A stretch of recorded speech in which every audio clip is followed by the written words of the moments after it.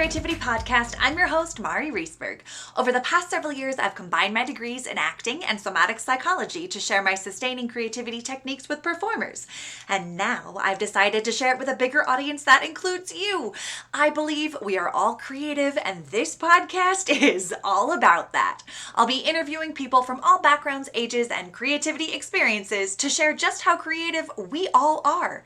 Today, I'll be chatting with David Lee Csicsko, artist at large. Please enjoy David Lee Csicsko.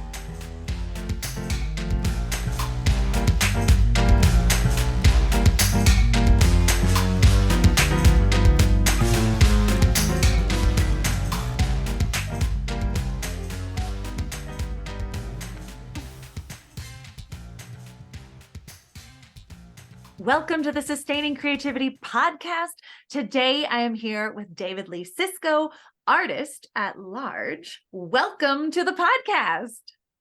Thank you so much. It's my pleasure to be here. Well, I am super excited to chat with you about creativity and art and all of the things that you are doing. But if you wouldn't mind taking a couple of moments and just letting our listeners know a little bit more about who you are and what you do.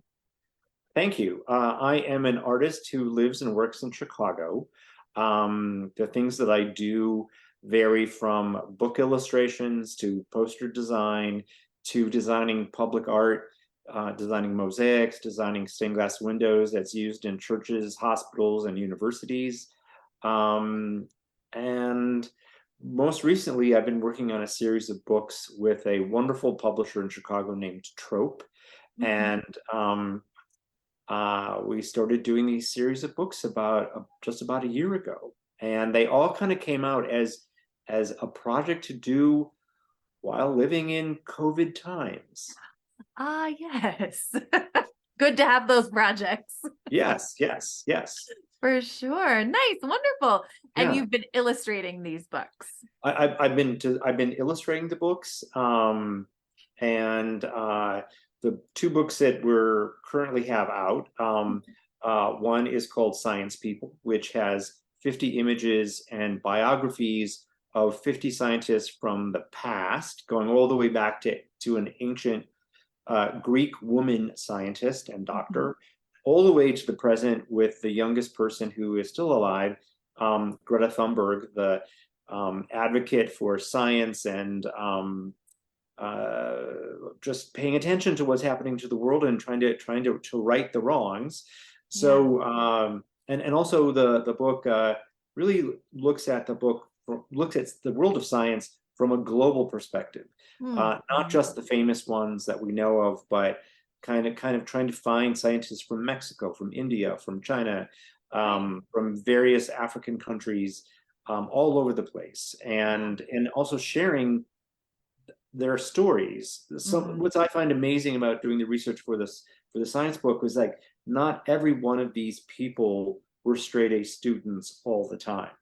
They had an interesting path. The woman who found the largest intact T-Rex skeleton,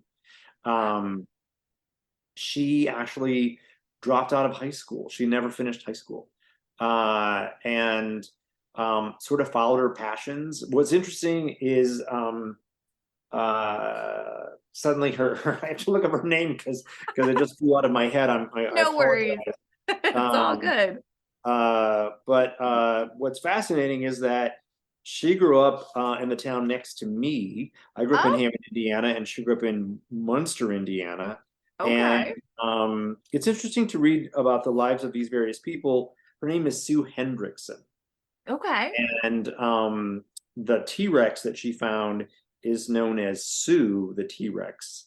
And I love it. What's fascinating is that she was someone who followed her own passions. She was a brilliant swimmer, was on the swim team, dropped out of high school, went to live with her grandmother, took up scuba diving, went on a cross-country trip with her boyfriend, and slowly got into diving for wrecks, and then eventually found her way into paleontology, which is the study of dinosaurs. And I just think it's fascinating, inspiring for a young person to read that not everyone has to be the best and the brightest. that Absolutely. if we stick to our passions and we use our creativity, the world is out there for us to conquer and make breakthroughs with all kinds of things. Yeah. Oh, I absolutely agree. And I love that these books are out in the world and you get to share an aspect of your creative experience in these books as well. When you think about creativity, what does it mean to you to be creative? To me, creativity is like oxygen. It's super Mhm. important, and Mhm. I feel that we all live in rather challenging times. We're all surviving and getting through the hardships of all the difficulties that have come into the world because of COVID and how Mhm. that changes everything. But I also think that the one thing that can save us individually is our imagination. Mm. And whatever that is to whoever you are and whatever you do, that creativity is what's going to get you through the dark times. Yeah. Using your imagination, um, a way to just sort of stay active when I forever had a studio, and I'm based out of Chicago, and I always had a studio in downtown Chicago, which I loved going to. I would walk to the corner, take the bus, read a book, and then get off downtown and work, and then come back. Chicago, when COVID really became a reality, the mayor of Chicago said, "Stay home, Mm. don't go downtown." And so there was really nothing to do. And then I got the idea from a friend of mine who started posting um, coloring book images that they were creating and sharing on Facebook as a way to be creative and help give people something to do. And I thought, I can do that too. It's very easy. I'm good at doing that. I can do it quickly. So it started off on a lark, and I had no idea. But when COVID started, all through the first year of COVID, I made a drawing every day, and I stopped at 200. I Oh figured my goodness. it was time to find something that was going to pay the bills. But it was something that I Ah. did that was a lot of fun and was shared by parents and Mm. adults. Um, and all the images were intended for a younger audience. But then I thought, everyone is having sort of virtual drinking parties on the weekends, and I thought, just for fun, every Saturday I would do a 5 o'clock cocktail page that you could draw and color while you're having a cocktail or having a Zoom cocktail party with people. So I was trying to reach everybody, Yeah, from little kids to adults. Um, I love so it. that's just kind of I thrive on creativity, and I Yeah. believe that artists have to train the same way that Olympic athletes do. You have to practice your craft daily. Hmm. So I wake up in the morning and I start drawing, and now I work from home. Like, I have always had a studio, but I work in my dining room, and Okay. I've actually adapted, and I really like it. And I've been able to do some amazing things during COVID, by Nice. going out and looking for projects, which isn't easy, but they Yeah. are out there. And so I started a project that got interrupted by COVID. A long time ago, I illustrated a book called The Skin You Live In, which is written by an African American author from Chicago. And Hmm. the book was intended to teach children to respect everyone who and to embrace diversity, and Yeah. so he was an African American man married to a Caucasian woman. He had mixed race children who were being picked on when they were younger, and he wrote this very lovely book that talks about skin color in positive ways. There are Hmm. no politics in this book, and Awesome. so I've been to many grade schools talking about the book, and um, helping kids draw, and it really took a life of its own. And the book basically has been printed every year since it first came out. So it's now in its 19th printing. Wow. And during COVID, the author had it translated into Spanish, and then he had it translated into French. And then I adapted all of my illustrations and changed the design, because there's a giant leap between the English text and the Spanish text. Yeah. But it was one of those things that I did alone, and then I would just check in with the translator because I'm not a Spanish speaker. Mm-hmm. I don't know when I know when I can make a line end if it's in a poem where I had to put it on the page, but not being a Spanish speaker, I had to say, can I after 3 words, can we begin after the 4th word? There were a lot of Yeah. technical things that you have to do, but also there are things that you can do independently by checking in either with a phone call or a Zoom call or Mm-hmm. an email. Like there are ways to creatively get the work done and Yeah. put something out there. I mean, it just sounds like you were determined to keep your creativity alive because Absolutely. it is Absolutely. oxygen for you and Absolutely. Oh, you had absolutely. to. Yeah, yeah, yeah. Yeah, I And want to circle back to something that you sure. said about kind of the transition of that routine that you have drawing. You wake up and you Yeah. draw, or also now I'm remembering what I was actually going to ask, the piece about when you said like any Olympic athlete being an artist, you have to practice your craft. What happens for you when you don't want to practice your craft? Or how do you, is it something that you make yourself do, or is it just such part of the routine and habit that it's not really present? For me, because it's my livelihood, Yeah. which I do not take lightly. I feel very lucky that I can earn a living making pictures. Yeah. And in my head, I keep saying, you can change the world one picture at a time. I love that. And I'm also really committed to positive imagery. Oh, COVID is so horrible. The economically, everyone is struggling. Um, mm-hmm. I think we need to see things that are positive and things that make us smile. I think there's a real importance to a good energy. Mm-hmm. Um, I'm shocked at all the creative content on Netflix and various streaming platforms that is so dark, that is so Yeah. vested in crime and bad behavior, um, that I keep thinking, enough. um, let there even though I think everyone, if you want to write a sad book, write a sad book. Right. But for me personally, uh, my life isn't perfect and my life is challenging and difficult like everyone else's, but I feel a real commitment to creating work that hopefully is uplifting. Yeah. So how do you keep your own joy alive? I have a new puppy who is challenging, and we go for walks together. I'm always reading. I'm someone who loves doing research, and I Mm-hmm. especially love doing visual research. So Mm-hmm. the way these books came about is a marvelous thing that happened. Was that it was basically in the second year of COVID. An old art director I had worked with 35 years ago at Marshall Field's department store. Um, he and I did several projects together. I was a designer and an illustrator who did ads for the department store, and they were Mm-hmm. always fun and special. And he moved on to a different job before cell phones were invented, before the computer became what it is. And he found me 30 plus years later and said, "Hey, here's what I did for the past 25 years.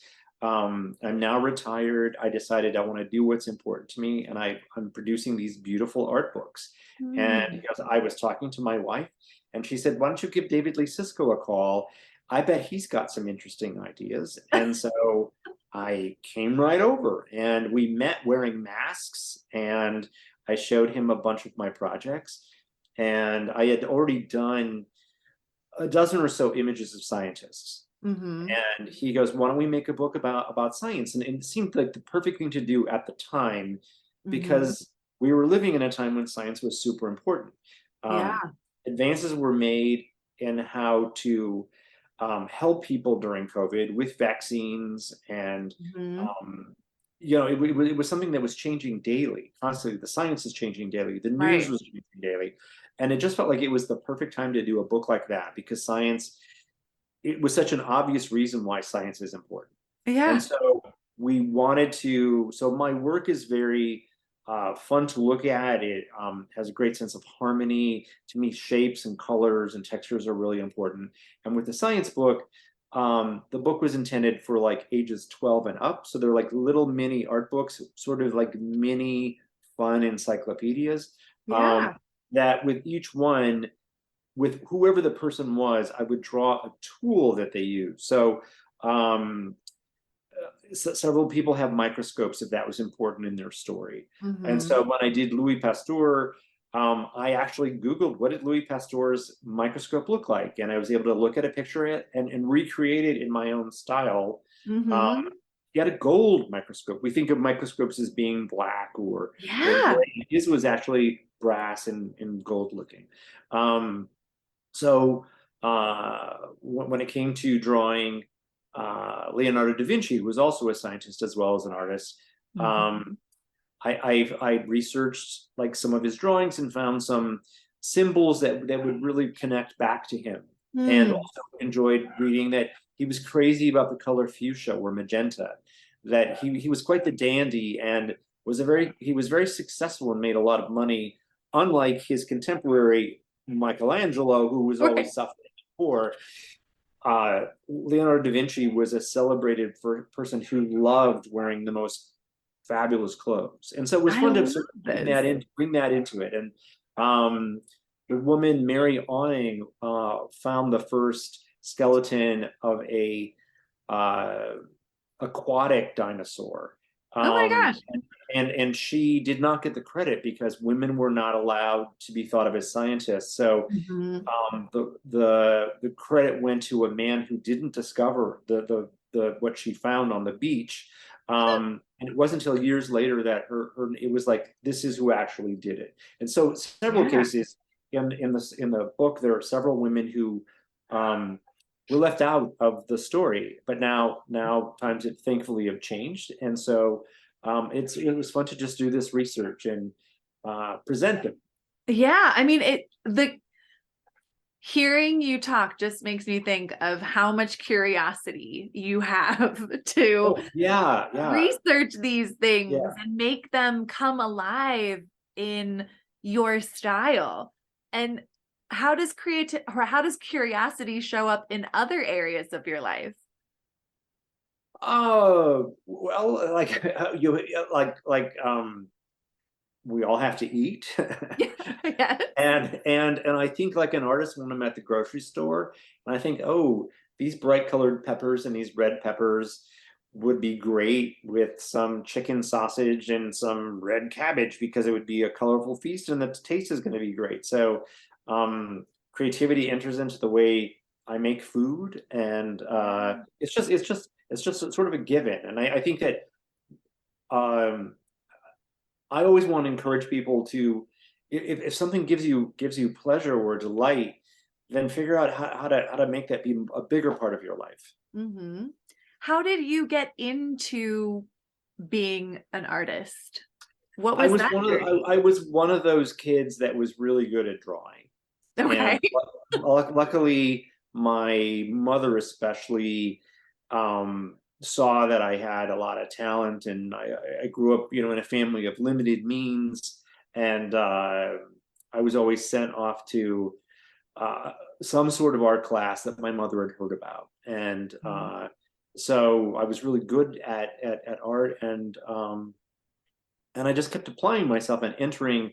As a child, I entered every poster contest and many times would win them, uh, Mm-hmm. and that gives you reinforcement. And so I just knew I wanted to be an artist from the first time I could pick up a pencil. And it's not an easy life. And when people tell me, "Oh, my kids are really good, you should encourage them," I encourage them, but at the same time, I know the hardship that's ahead of them. That it's Yeah. a complicated life. It's not easy. Right. Um, but thankfully, I got a lot of positive reinforcement. And Mhm. um, when it came to choosing a place to go after high school, I was lucky enough to be able to go to art school. But it was also at a time when I was in the 70s, and it was Mm-hmm. the recession, and going to a private school as opposed to a state school was very expensive. And luckily for me, there were things like scholarships and work study. So I Yeah. just worked my way through school and kept drawing and drawing. And but I really began to find myself after I graduated. I was a Yeah. very good student in the school, but it was sort of the hardship and the toughness of trying to get your work out there, that Mm-hmm. one day I picked up some black contact paper because I couldn't afford a leather portfolio like a lot of people had, that would go into an advertising office or a magazine office or a newspaper office. And I had my old one that was my high school portfolio that my art teacher made for me, that said, Morton High School, Hammond, Indiana. And I bought this black contact paper and I covered it up, and I thought, this cuts so easily with an X-Acto knife. I bet I could draw with this. And I started cutting out little figures, and then I just started showing them to people, and it eventually caught on. Yeah. And I created this whole body of work. I made it as a freelance artist, and worked for various magazines and newspapers, I was always very good of like saying, hey, I can do this, or do you have friends who could maybe use what I do? And that led me to sort of finding my way to Marshall Fields and becoming a contributor there. And then those art directors left to work for Bloomingdale's and Macy's and Mm-hmm. fancy stores around the country, and they invited me to sort of contribute and keep making things for them. And one thing leads to another, and along the way, you learn a lot of different skills. And Yeah. so for a while there, I was like thriving and doing a lot of work, and then suddenly that began to sort of fade away, and Mm-hmm. times change, styles change. And then I started doing a personal project, and I encourage people to take on personal projects. Yeah. So um, I was the guy that was always good at doing something for an opening of, let's say, when they built the Bloomingdale's, when it came to Chicago, I did the poster for the opening of Bloomingdale's, and it was Okay. fun. But I thought, I have more depth than just the opening of a store. And Mm-hmm. so I started to work on a personal project, which were black and white prints of the lives of saints. Mm. I grew up in a very liberal 1960s Catholic home that encouraged creativity and thinking for yourself. And I thought about the Renaissance and how all of these artists earned their living doing religious paintings and paintings of saints. Mm-hmm. But that what made them good was not that they were religious, but that they were drawn so well. And so Yeah. what stands out when you look at religious art that winds up in a museum, it's not necessarily because it's the subject of a sacred person, but the artist brought their sensibility and their skills Mm. to the picture. And so I made these interesting looking prints for a while, and eventually someone said, with these thick black lines, you should be designing stained glass windows. And so then I wound up like auditioning for a project for the 150th anniversary of the Archdiocese of Chicago. And I said, what if I did these, but in color? Because they have these thick lines, but let's just make it more neutral. They can be images of angels. And then it became accents to a book that a giant ad agency in Chicago, Leah Burnett, was doing, where they were getting photographers to photograph a day in the. Remember those day in the life books, like a day in the life of Australia Yeah. and various places? Well, someone said, let's do a day in the life of the Catholic Church in Chicago. So they operate nursing homes, community centers, sports Mm-hmm. programs. So it was a variety of things. And then throughout it were my illustrations. Mm. And then Loyola University, which is a Jesuit university, said, what if you did a stained glass window for us? And I said, well, I've never designed that. And they said, well, why don't you figure out how to do that? And so I designed it, and then I found someone to build it. Um, Yeah. it wasn't great because they were kind of difficult, and they thought I was young and naive, and they really wanted to design it, but I was selected as the designer. And then I thought, I need to find someone who we can learn this together. And so then I Mm-hmm. sought out a different person to make stained glass windows, and we've worked together for more than 20 years now, Oh and my have gosh. done, Yeah, done a ton Amazing. of things. Yeah, and Yeah. it's really important to enter competitions like uh, Okay. and so one of the competitions that I won, luckily for me, I've won a couple of competitions, but I wound up designing the stained glass windows for the chapel at the new children's hospital. This is now, it's 10 years old, but Yeah. when it happened, it was a competition, and they wanted to create a serene space that Mm. did not have religious imagery, but Hmm. it had to function for people no matter what their background was. Yeah. So um, someone who is Jewish, or someone who is Muslim, or someone Hmm. who is a non-believer, whatever they were, they had to be able to go into this space, and if they're, because their child was sick, and want to be able to think about things quietly. So after some research, it was figured out that images that were of nature would Mm. work with all people. And so then I thought, Yeah. let's draw these trees with different birds. And they said, no, that won't work with the Muslim community. You can't have an animal in their sacred space, but you can have a tree shape. So we took out the trees, but it's these sort of abstract, playful images of trees and water, and it was intended to be a place that just felt serene. Yeah. And I love all of this and hearing yeah, your journey as an artist and yeah, how things have absolutely. Because changed. And I really believe that, like, if I know if I'm having a bad day, if I go out into nature, I feel hmm. better.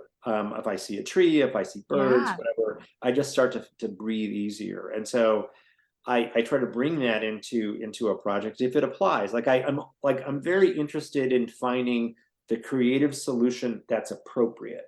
Right.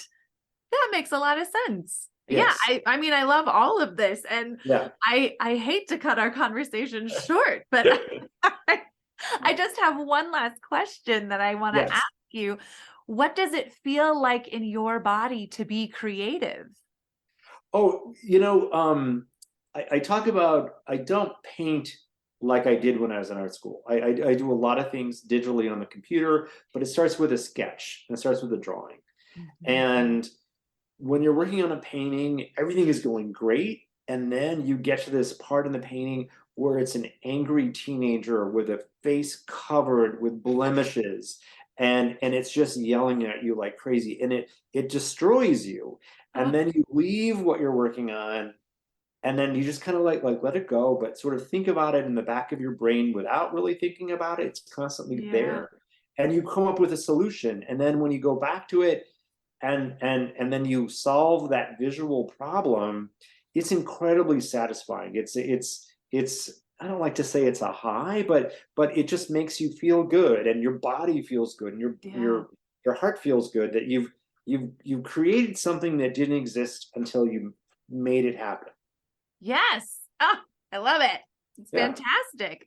Well, if people want to learn more about the books that you were talking about or the art that you do, how could they go about finding you? So I do have a website, but it's got some technical issues at the moment that I'm trying Okay. to get resolved. Okay.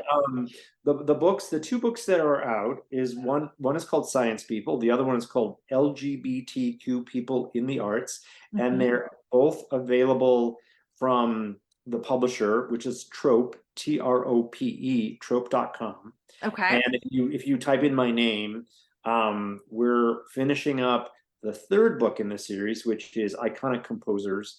Oh, And nice. it's a showcase of music history, but also, again, with the emphasis on diversity and inclusion. And a lot of composers have been left out of the picture Yeah. for various reasons that the world is trying to create to correct. And so Mhm. it has a lot of famous composers, but also has composers that you may not have heard of, Nice. whose story is interesting and needs to be told. So a lot of people don't know about a guy who I selected to be on the cover, whose name is Joseph Boulogne. Okay. He was a African Caribbean French composer at the time of Mozart. He was Hmm. also a fencer, and was a champion fencer, but he was also known as the Chevalier de Saint George, and he wrote operas and ballets, and his music was lost because he was of African descent. Yeah. And recently, a whole body of his work has been found, is now being performed again in concert halls, and they're staging his operas. Someone just made a movie that is going to tell his story boldly. And we're also working on a book on fashion, icons in fashion, 50 people in fashion. Yeah. So if you type in my name, which is not an easy name to spell, it's Hungarian, corrected by Canadians. So my last name is spelled Csicsko, and it's David Lee Csicsko. If you type in my name to a Google search, a lot of pictures show up. So yeah. I will put all of that and links to it in our show notes so people have easy access. Thank you. Thank you again for taking the time to chat with me. It's been such a treat. Oh, thank you. And thank you for accommodating. It's been hard to make this happen, and I really appreciate your patience. Absolutely.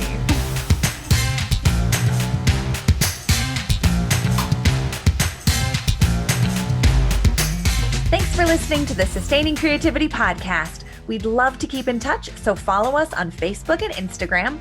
We are at Sustaining Creativity.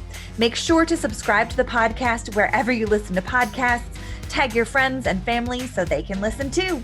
We love to hear from you, so leave your reviews, comments, and questions. Check out our website, sustainingcreativity.com, for upcoming offerings and creativity coaching. Tune in Tuesdays for our next episode. And remember, with creativity, anything's possible.